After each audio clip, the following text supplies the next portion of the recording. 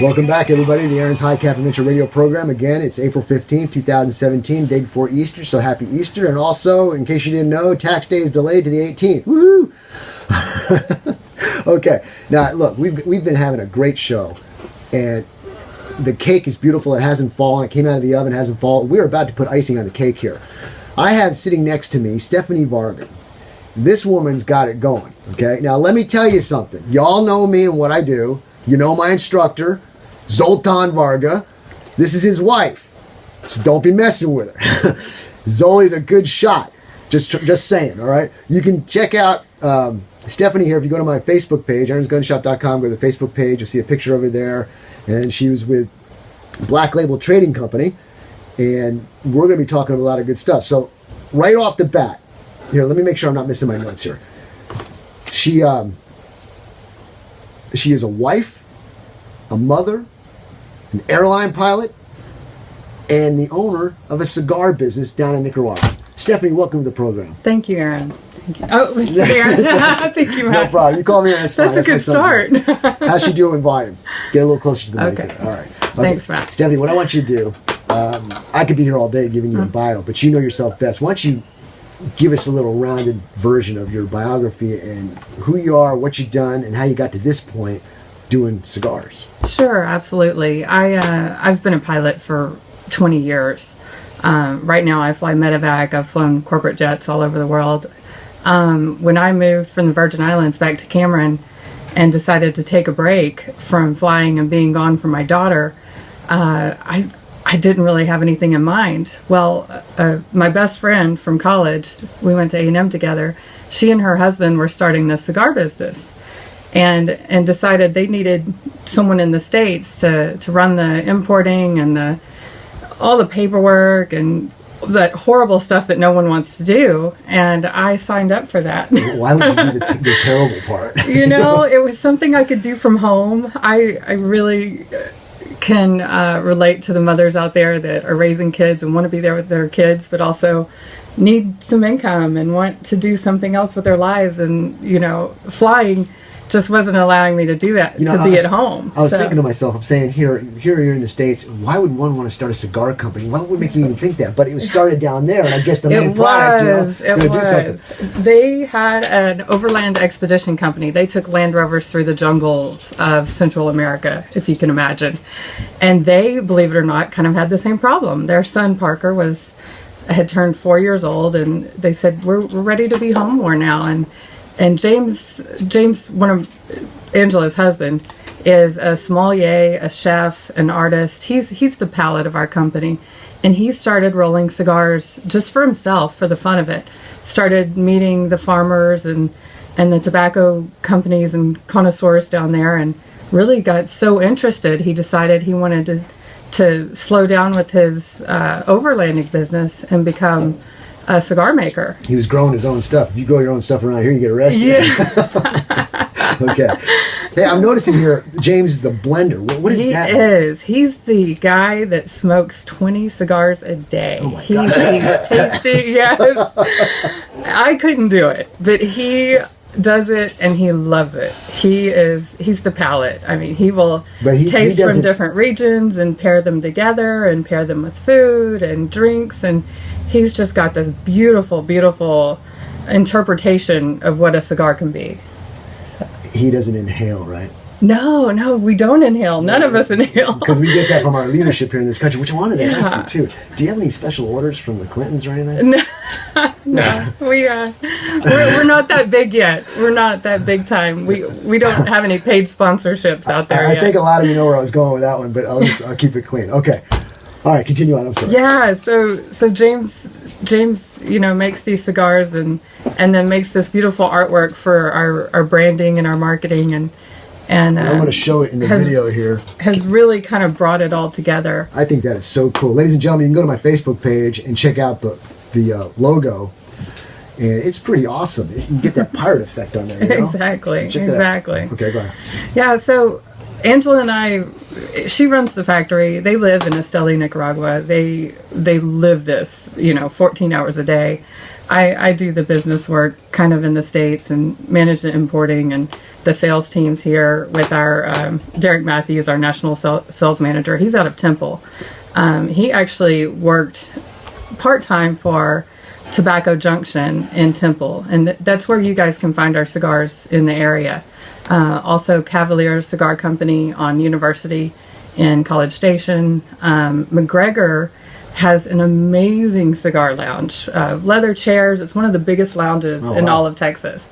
And you can go in there and play dominoes. You know, they have a Texas Hold'em night. They have all these great, you can watch the game on 20 different big screens and sit in a leather chair and have a cigar and a drink. And it's just this little gym nobody knows about in McGregor, Texas. Wow, now they do. And yeah, and they have been one of our best shops from the very beginning, because we kind of went to them and said, hey, we're your hometown cigar company. And they went, really? We had no idea you were here. So, Derek has been instrumental in kind of heading up our sales force all over the country. And now we're in around 40 states. Our cigars are in shops in over 40 states. That's fantastic. Very proud of that. You know, I like to pull things into the show here that have to do with what I do. And a lot of people out there are very familiar with ATFE, alcohol, tobacco, firearms, and explosives. Yeah. Well, you know, I'm a bartender, so I've got the alcohol part of it. Tobacco, we've got our special guest now, Stephanie, here. Right. Alcohol, tobacco, firearms. I do firearms, and then the explosives. I'm looking for a fireworks company. If you're a fireworks company out there and you want to sponsor me, you need to do it, because then we'll have ATFE. And did I do that right? Alcohol, tobacco, firearms, and explosives. I'll have them all. It'll be a great show. It all loops together. Okay. Maybe we could get Zoltan to start that company. I think he would love that. Yeah, well, we got to be careful there. All right, now, I am ignorant when it comes to cigars. I've always looked at cigars, you know, as, wow, that's cool, just laid back, chilled out, the whole works. But I'm an idiot when it comes to, I'm an idiot to a lot of things, but when it comes to cigars, I'm really an idiot. And I'm seeing these all here. Let's go through this. We've got some time here. Yeah. Go through somebody, say things that a novice should know, say things that a person who's experienced smoking cigars might want to know. And ladies and gentlemen, the number here is 254-697-6633. I don't think you'd have any problem answering some questions, would you? No, not at all. You can ask Stephanie some questions when it concerns cigars, how to get them, flavors, types, so on and so forth. I'm going to learn a lot right now. So Stephanie, teach me. Okay, will do. So people have been enjoying smoking or pipes, tobacco, having a drink at the end of a long day for millennia. And we're just a part of that process. That's how we see ourselves, as a luxury product. A fine cigar runs between $7 and $13 a stick. This is not something you're doing all day, every day. This is a really kind of a wind down, chill out, pamper yourself kind of event. A lot of people do smoke cigars on a regular basis, but like I said, you really don't inhale. You're not getting that much nicotine from a cigar. The smoke is in the air, but if you inhale and puff on a cigar, you're going to be sick in no time flat. I don't suggest it. All the connoisseurs, you puff, you get the flavor in your mouth. The cigar changes from the time you light it. You actually even you pull air through a cigar before you even light it. After you cut it, you pull air through, and you get that taste in your mouth and the flavor. And then you light it and you get another taste. After about the first third, the cigar, it morphs and changes from, it can be anything from nutty to kind of a coffee taste or creamy, rich taste. There's so many different complexities. There's spice, there's different peppers. Does James the blender, since he's done this and he smokes 20 a day, he might know certain leaves that combine together with other ones in the process of that smoke? It gets a desired effect? Completely. Wow. Yeah, you can get a toasted nutty flavor. That's the beauty of it. You put the parts of a cigar are the binder, wrapper, and filler. The filler is we have long leaf. We have a craft product where everything is hand rolled. You can come to our factory in Nicaragua any day of the week and watch our rollers do this process from start to finish. It's a long leaf. It's bunched together, rolled and bound with usually a certain tobacco leaf. Most of ours are Honduran, Nicaraguan, and then our wrappers. come from all over the world. We have a Pennsylvania wrapper, Ecuadorian wrapper, Mexican San Andreas. Clarify what the wrapper is? The wrapper is just kind of a special leaf that gives it the pronounced flavor. The wrapper, you're getting a huge amount of. That's where you want to spend most of your money on a cigar. Really? When we make it, it's the beauty of the cigar. When you look at it, it's not too veiny. It's got a good color to it, and that's where you're getting your kind of complexity of flavor. I'm telling you, I'm looking at a bunch of cigars here that she's brought in, and they're beautiful in themselves. They're pieces of art. The artwork that I guess James does. Yes, all James. The artwork that he does looks awesome. The packaging is great. The cigar itself looks good. And she just whipped one out here. Yeah, this is a Killer Bee. Why don't you get it up in the camera so Cato. Yeah, and you can see the craft that goes into this. Here on the head and the foot of the cigar is a candela. That's the kind of the green color is this candela, and it's mixed into the. So in other words, you got like multiple layers, and you're causing a spiral effect on it. That's why I see the color this is really for show. You're going to clip off to about right there on the cigar. I got questions about the clip off. Yeah, I'm looking in there. Absolutely. I'm looking at some of these smoke shops. I'm seeing all these different types of cutters. You snip it off the top, you poke a hole in it, you got multiple. Yeah. What's the deal? Guillotine, punch, there's a million. I just like the guillotine thing because it's fun to play with. I do too, yeah. And we actually have our own, we have 2 different cutters that we sell on our website, yeah. I gotta check that out. Both designed by James again. And can you clip your nails with those? Well, you could, but you could get bloody. You better be very precision in your clipping. Yeah, so these cigars really represent. So the clipping you were talking about, there are a million YouTube videos out there on how to clip a cigar properly, and a lot of people go too far down and end up, taking a half an inch off a cigar. You really want to be right up here on the shoulder where the curvature turns into the flat part. All right, being a novice, I'm assuming I've seen some cigars, like you said, they're cut off too far down. It's almost the same diameter as a cigar. Right. I'm assuming when you're taking a drag off that cigar, it would be harder. To do that as compared to if it had a little smaller hole at the end. Am I right or not? I think you're almost getting too much air through there. If it's more cut off, you're getting way more air through. You really don't want that much. Is it hard to take a draw off of a cigar? No, not at all. I think it's super. The cigar wants to burn, and it wants to burn beautifully. I think when you cut it wrong or light it the wrong way, you almost ruin your experience. Oh my gosh, because you can light it the wrong way. You can kind of over burn it, and then you taste the char of the cigar, and you don't really want to taste the char. You want to taste as it burns down. So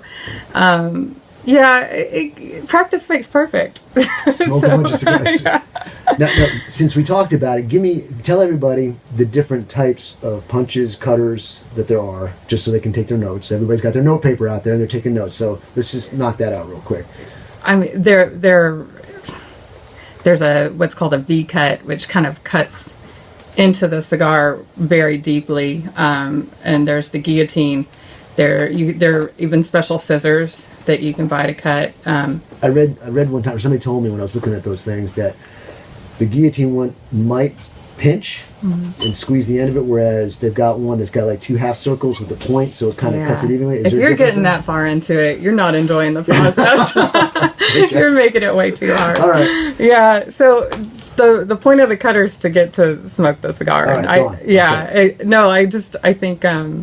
I think that stuff can be fun. I mean, we have cigar geeks just like you have gun geeks, and we can geek out on I'm a gadget kind of guy. As much as possible. But yeah, the cigars really speak for themselves once you get into them, and certainly get a taste for the flavors that you like on your palate. I don't think there are any bad cigars. I think every cigar out there has someone that says, "Oh, that's my favorite," and it's because it's a taste thing completely.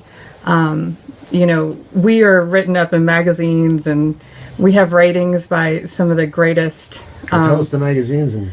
Yeah, so Cigars and Leisure magazine, absolutely. All right, if you're looking at the video, you'll see the magazine here. And what are they basically doing in there when they're giving us reviews and ratings, and we've had amazing reviews since we started 3 years ago. This one's Tobacconist magazine. Got that one there. If you look at the video, very good. And Cigar Press magazine. And Cigar Press, we've been in the most. They have been amazing to us, and great friends of ours, and they are actually one of the biggest supporters of Cigars for Warriors out there. Oh yeah, let's talk about that. So Cigars for Warriors we are huge contributors. We have been from the very beginning. We love this, and what they do is they ship boxes and boxes, thousands of cigars a month over to the troops. It's actually, they say it's the #1 requested product from the troops. Wow. Because they can't drink over there. So a cigar, that's the next best thing. Next best thing, that's right. And we are excited to be a part of that. The FDA recently has kind of cut down on the manufacturers like us donating cigars, but individuals, civilians out there, consumers can certainly, buy a cigar for themselves and buy one for the troops. And every high-end lounge out there, just about every lounge or cigar bar or cigar shop is going to have a donation receptacle where they take those cigars in and they get them to the right place in Florida where they get shipped out to the troops. Wow, that's fantastic. Yeah, Really. We're very proud of our connection with those guys. Now, I was looking at some of your paperwork here, and there's cigar smoking etiquette. That's kind of why I was going towards the methods of cutting it. Yeah. Give me, the novice guy, and anybody else out there, some cigar smoking etiquette. Okay, well, I think one of the biggest kind of errors I see is people that go into these lounges and don't buy a cigar from the shop. They start smoking their own, but then they use the lounge and the internet, and the very big bad thing to do. When you go into these lounges, they're providing you this wonderful place to enjoy your cigar. Even if you don't smoke that cigar, go ahead and buy something out of their humidor. That's right. They stay open because of business. Exactly. People coming in and doing business. It's just nice to do that. Right. That's the brick and mortar support out there. And then also a big kind of thing I see is people will try to ash out a cigar like a cigarette, where they smash it out. That's actually, it puts off a bad smell, because then you're getting that char kind of smell again when it goes out. You should just kind of set down a cigar and let it burn out. And it will, within a few minutes, it'll stop. Makes sense, Yeah, but it keeps that bad smell from being in the air. Another thing, I guess, is we don't have flavored cigars. That to us is kind of like the worst thing you can do to a cigar, is put this cherry or grape artificial thing. Not to be mixed up with Right. the fragrance of the natural cigar. You're saying adding flavors. The additive. We have an organic product completely from start to finish. To put any sort of chemical or additive in, nothing like burning a chemical into your system. Exactly. Right? We are not proponents of that. And those cigars, I loosely call them cigars, are machine made, chopped up tobacco, kind of the leftovers, and then they throw this juice in there to this chemical that can kill someone's experience that's having a good cigar. So in a lot of these cigar lounges, you never see anyone smoking a flavored cigar, because everyone around them is having to take in that smell, and it kind of affects their experience. So if we go to your cigars, and you made a comment about how you get, different types of flavors through the leaves. Right. And since you're so experienced in it, do you label that somehow as to what kind of flavors you'll get off of that naturally? We do some descriptions in our press releases, but we really try not to. We know how we think they taste, but you may taste it differently. Okay, so then we really don't put it out there. If you package these then in different shapes and sizes, and if you could, when you talk about each one, show in the camera. Sure. Why do you do that? If it's not a flavor distinction, what kind of distinction is it? I can see some are longer, some are shorter, some are thinner, so there's got to be some reason that. Tell us about how. Right, so this is the different sizes are called vitolas. It's almost like with wine, you have a vintage as the different year. We also have vintages. Each year, the cigar's going to taste a little different even when it's the same blend because of the production of the crops for that year. So we do have different vintages, but the sizes are different vitolas. So, you know, this is called a petite panatella, a 5 by 54. It's kind of the ring gauge, the 54 millimeter, 5-inch long is a Robusto. A Toro is 6 by 52. This is actually your most common, popular size on the market. A Lancero 7 by 38. So this is a much skinnier cigar, but a lot longer. It's really personal preference. With the Lancero, something skinnier like this, you're going to get more of the wrapper taste and less of the filler because the wrapper's covering more surface area. That makes sense, The filler to wrapper ratio is much greater. So, or much less. So the Lancero, they do all kind of change the taste and the amount of wrapper that you get in the flavor profile. But a lot of people will pick a Vitola just on what they like, the feel in their hands. You know, if they want something bigger or clunkier, or, you know, or how much time they have. If you live in the Northeast and you're out in the cold and the snow, you're going to want a little shorter, quicker cigar. I'm noticing this one here with a tapered point as compared to the other ones that are blunted round at the end. That's just for fun. Just for fun. Yeah, it is. It really, it's showing our craft as rollers and makers. You know, John Wick could probably use that as a weapon. Probably. Probably. Yeah, some of the embellishments we put on these cigars are just showcasing what we can do and that they are a hand-rolled boutique product that have a lot of love and care that go into them from start to finish. Okay. We're running out of time, so let's do a wrap-up on this. Sure. What do you want to tell the people out there where to go, website, places they can go locally, Sure, so on and so forth? sure. So blacklabeltrading.com is our website, and on that website, we don't really sell cigars from there because we don't want to be in competition with our brick and mortar stores and the people that do sell our cigars. We do sell swag. We sell t-shirts, cutters, lighters, kind of things James is creative, and they're all pretty cool, you know, merchandise on there.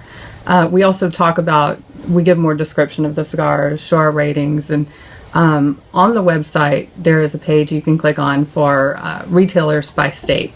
And so you can go to the different states. If you're traveling, we're actually even in Hawaii starting next month. Oh, wow, great. So we're excited about that one. How does a retailer become a distributor of your product? They just get in touch with us, and we see if it's a good fit.